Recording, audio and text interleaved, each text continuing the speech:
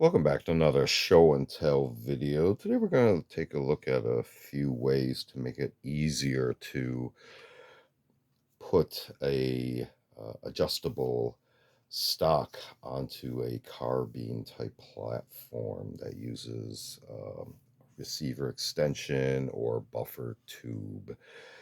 And for example, this type of setup here. This one just happens to have a six position adjustment row here, but there are other variations. Some go as high as, I believe, seven or eight, and some as low as anywhere from between, like here, the more common six down to five, four, three, two, or even two positions, closed and open. And there are some kits where you can plug the holes and then just have pre-adjusted uh, links. But we're actually going to focus on how to make it easier to get these on, particularly if uh, you're in a wet environment and it's hard to grip onto the surfaces, whatever, to get a good firm grip on it, or if you may have a problem applying proper hand strength for whatever reasons. Um, but it is a matter of literally leverage, since this is a typical lever type of system, and it actually applies across a lot of different carbine stocks that come in a variety of styles. So typically they have some sort of canting lever system like so. Um, Here's another one right here, and even some of the other aftermarket styles here, they all use kind of the similar principle.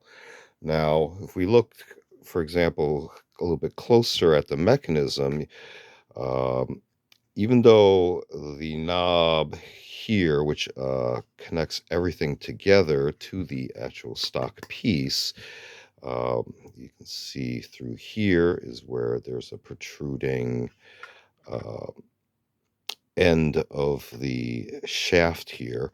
That is what actually interfaces with these depressed notch holes there. Um, you would think possibly this would be able to loosen tension, but no, this is just a captive pin and spring system. So twisting this does nothing. So don't even bother.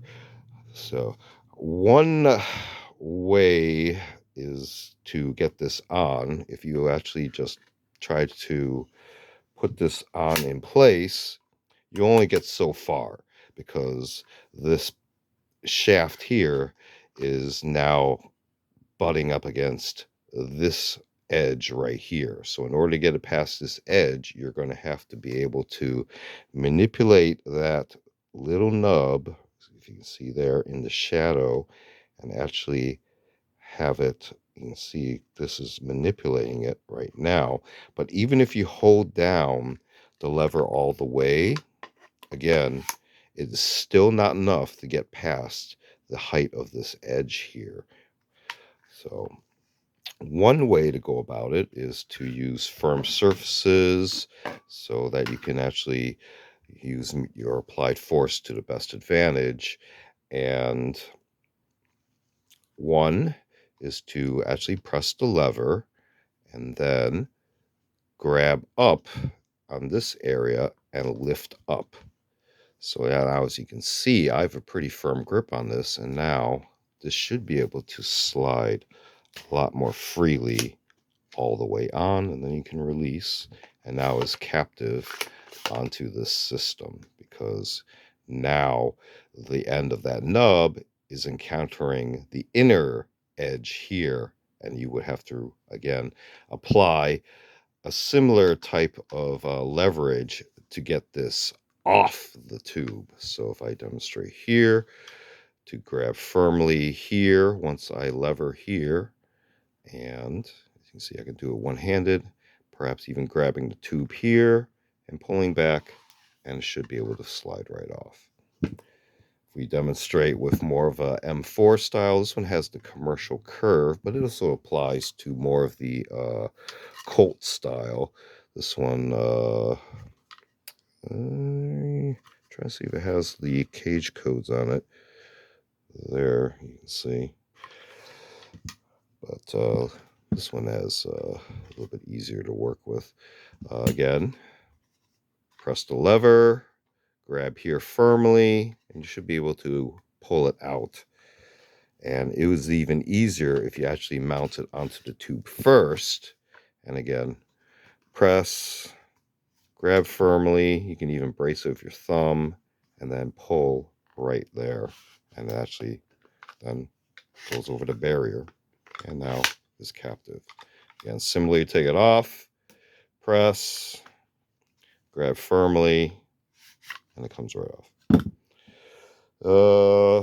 If we take a look at one of these B5s, they're both similar, just a few modifications. But again, that same lever attachment, again, first guide it onto the tube until you hit the resistance point. And then you should be able to do your leverage trick. And this one's actually even easier because of the width of the SOP-mod style of stock.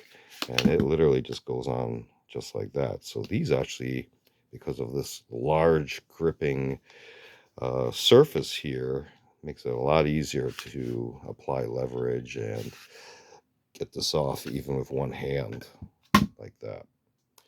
Now, for those who are curious about the braces, similarly, these have a lever as well, but as you can see, it actually hinges in the reverse direction. So this can be a little bit trickier, but it's the same applied force principle. It's going to butt up against the end of the tube, and now you have to get this over it.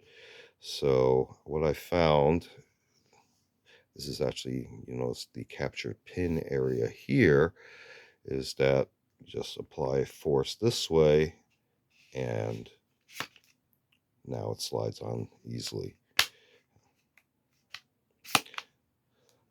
We'll hit the resistance point at the end here in order to get it off. Similarly, you're going to be pressing down on the lever, and that applied force, in this lifting direction, should be able to get this right off of there. So as we clutter up our surface here, we're just taking a look at a variety of carbine adjustable stock pieces and easier way to get it onto the tube, particularly if you have slippery hands, you're in your wet environment or oily environment, or you have some sort of hand strength issue at the time, whether from overexertion, cramping, whatever, fatigue, anything that can happen unexpectedly, or that you're coping with. This has been another show and tell video. Feel free to check out other show and tell videos on the channel. We also do unboxing videos, as well as a selection of book review media reviews. Feel free to check all those out.